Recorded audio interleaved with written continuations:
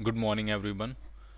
तो आज हम सीखेंगे कि अगर चार्ज ड्रॉपलेट्स हैं और उनको मर्ज करके एक बड़ी अगर ड्रॉप बनाई जाती है तो सिस्टम पे नेट चार्ज कितना होगा, सिस्टम का नेट पोटेंशियल कितना होगा और फाइनल एनर्जी कितनी होगी। ठीक। तो क्वेश्चन इस तरह से पूछे जाते हैं, जैसे मान लिया आइडेंटिकल ड्रॉपलेट्स हैं और उनको हमने मान लिया वी वोल्टेज से चार्ज कर लिया, या ऐसे पूछेंगे आपसे कि उन पे सब पे क्यू चार्ज है। तो ये आइडेंटिकल ड्रॉपलेट्स हैं ये सब सारी, और लेट से इनकी रेडियस है आर, हर ड्रॉपलेट की रेडियस कितनी है आर, और हर किसी को आपने वी वोल्ट से चार्ज कर लिया और हर किसी पे चार्ज आ गया है क्यू। ठीक। और ये एन ड्रॉपलेट्स हैं, कितनी ड्रॉपलेट्स हैं ये एन, और ये मर्ज करके एक बड़ी ड्रॉपलेट बन रही है जिस पे टोटल चार्ज लेट से कैपिटल क्यू है, जिसकी जो रेडियस होगी ये रेडियस, ये मान लिया रेडियस कैपिटल आर है और इसका पोटेंशियल मान लिया है वी डैश। तो पोटेंशियल पूछेंगे आपसे कि पोटेंशियल बताइए इसका कितना हो जाएगा। ठीक। तो सबसे इंपॉर्टेंट दो पॉइंट है इसमें। पहला पॉइंट चार्ज कंजर्वेशन है कि अगर एक ड्रॉपलेट पे चार्ज स्मॉल क्यू है और एन ड्रॉपलेट्स हैं तो टोटल जो चार्ज आएगा बड़ी वाली ड्रॉपलेट पे वो आपका आ जाएगा एन इंटू स्मॉल क्यू, ये कंजर्वेशन ऑफ चार्ज है। सेकेंड जो कंसेप्ट लगेगा वो लगता है इसमें conservation of volume. Volume conservation से हम करेंगे कि टोटल छोटी ड्रॉपलेट्स का टोटल वॉल्यूम जो है वो बड़ी वाली ड्रॉपलेट के वॉल्यूम के बराबर होगा। तो उनका वॉल्यूम कितना हो जाएगा, तो वो हो जाएगा 4/3 पाई आर क्यूब इंटू एन, और ये वॉल्यूम होगा बड़ी वाली ड्रॉपलेट का 4/3 पाई कैपिटल आर का क्यूब। तो यहाँ 4/3 पाई और 4/3 पाई कैंसिल आउट हो जाएगा, तो जो कैपिटल आर आएगा वो आपका आएगा एन की power 1/3 into small R, cube root हमने ले लिया, तो ये सेकंड इक्वेशन बन जाएगी। अब तीसरे पॉइंट जो बनेगा वो आपका बनेगा पोटेंशियल का। तो जो छोटी ड्रॉपलेट थी जिसका पोटेंशियल वी आपको दिया था वो कितना होगा, तो वो होगा के क्यू बाई आर, और जो बड़ी ड्रॉपलेट है, बड़ी जो ड्रॉप बन गई है उसका पोटेंशियल वी डैश जो हमें फाइंड करना है वो कितना होगा, तो उसमें के क्यू की जगह डालेंगे हम कैपिटल क्यू और रेडियस की जगह डालेंगे हम कैपिटल आर। अब हम क्या करेंगे, फर्स्ट इक्वेशन से कैपिटल क्यू की वैल्यू डालेंगे और सेकंड इक्वेशन से कैपिटल आर की वैल्यू डालेंगे। तो ये जो वी डैश आने वाला है वो आपका आ जाएगा के कैपिटल क्यू जो है वो एन टाइम्स स्मॉल क्यू है, और जो कैपिटल आर है वो एन की पावर 1/3 टाइम्स स्मॉल आर है।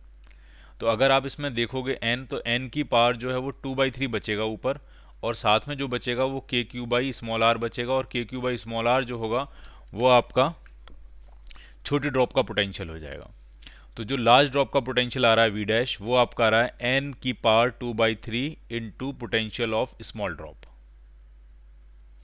तो ये जनरल फॉर्मूला है जो आप चाहो तो ध्यान रख सकते हो। ठीक है। चार्ज कितना होगा, तो चार्ज तो सिंपली एन क्यू हो जाएगा। रेडियस कितनी होगी, तो रेडियस जो है वो आपकी एन की पावर 1/3 टाइम्स स्मॉल आर हो जाएगी, और जो पोटेंशियल आ रहा है वो आपका एन की power 2/3 times potential of a small droplet आ रहा है।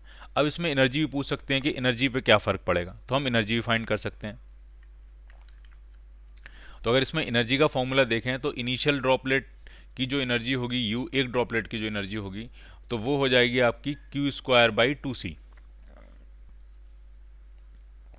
इससे हम सेटल कर सकते हैं एक ड्रॉप की, तो पूरे सिस्टम की इनिशियल एनर्जी कितनी होगी, तो ऐसी एन ड्रॉपलेट्स थी तो इनटू एन कर देंगे, ये सिस्टम की इनिशियल एनर्जी। ठीक है।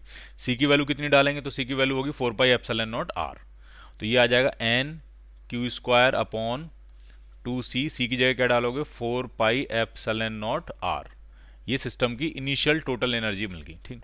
अब अगर फाइनल एनर्जी पूछी जाएगी कितनी होगी फाइनल एनर्जी, तो फिर से ही फॉर्मूला लगाएंगे, लेकिन क्यू की जगह लिखेंगे कैपिटल Q²/2, सी की जगह लिख देते हैं सी डैश, उसका कैपेसिटेंस मान लिया सी डैश। अब कैपिटल क्यू कितना है, तो वो आपका एन क्यू के बराबर होगा, तो ये बन गया N² Q² upon C dash कितना हो जाएगा 2 times C dash, C dash होगा 4πε0 कैपिटल आर, और कैपिटल आर किसके बराबर है, तो वो है एन की पावर 1/3 टाइम्स स्मॉल आर। तो अगर एन में अगर हम सेटल करें तो ये आपका बनने वाला ये एन का स्क्वायर है, और यहाँ पे एन की पावर 1/3 है, इसको ऊपर ले जाके माइनस करेंगे तो ये एन की पावर 2 - 1/3 करेंगे तो ये 5/3 आ जाएगा। और साथ में क्या बच रहा है, साथ में बच रहा है आपका Q²/2 इंटू 4πε0r, ये बच रहा है। ठीक। तो अगर हम रेशियो निकालें इनिशियल एनर्जी और फाइनल एनर्जी का, तो इनिशियल एनर्जी ये है जो n की पावर 1 के प्रोपोर्शनल आ रही है, बाकी सारा टर्म तो जो ऐसा यहाँ लिखा हुआ है वैसा ही यहाँ पे भी लिखा हुआ है। जो ये रिमेनिंग टर्म है Q square upon 2 into 4 pi epsilon not R, वो यहाँ पे भी है Q square into 2 into 4 pi epsilon not R. तो जो डिफरेंस है यहाँ पे n की पावर 1 है, यहाँ पे n की पावर कितनी है 5/3 है।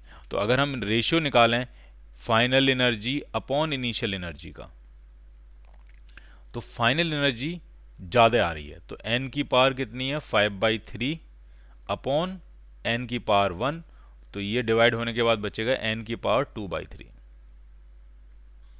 तो final energy is equal to हम लिख सकते हैं, final energy is equal to लिख सकते हैं n की पावर 2/3 इंटू इनिशियल एनर्जी, पूरे सिस्टम की इनिशियल एनर्जी। ठीक, तो जैसा फॉर्मूला पोटेंशियल में बना है, final potential is equal to n की पावर 2/3 इंटू इनिशियल पोटेंशियल, तो वैसे ही फॉर्मूला एनर्जी में भी बन रहा है, final energy is equal to n की पावर 2/3 इंटू इनिशियल एनर्जी। लेकिन इसमें और इसमें एक डिफरेंस है, डिफरेंस ये है कि ये जो पोटेंशियल है वो एक ड्रॉप का है, सिंगल ड्रॉपलेट का पोटेंशियल है, जबकि ये जो इनिशियल एनर्जी है वो एक ड्रॉप की इनिशियल एनर्जी नहीं है, वो सारी ड्रॉप की मिला के सिस्टम की टोटल इनिशियल एनर्जी है। और यहाँ पे तो फाइनल पोटेंशियल बड़ी वाली ड्रॉपलेट का है और यहाँ पे फाइनल एनर्जी बड़ी ड्रॉपलेट की है, तो वो थोड़ा सा डिफरेंस भी है। क्लियर?